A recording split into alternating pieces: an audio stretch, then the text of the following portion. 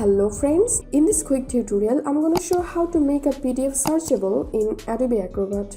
Click on Tools, Combine Files, Add Files. I'm selecting 3 JPG files. Here's the files. Click on Combine.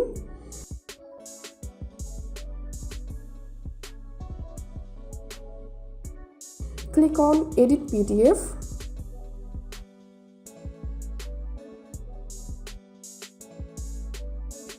Click on this search icon and type here anything you want to search. Here you can see this file is not searchable. Click on Yes. Select all pages. OK. Converting scanned page to searchable image. Now it's converted to searchable PDF. That's it for now. If you benefited a little from this video, then make sure to subscribe this channel. Thank you.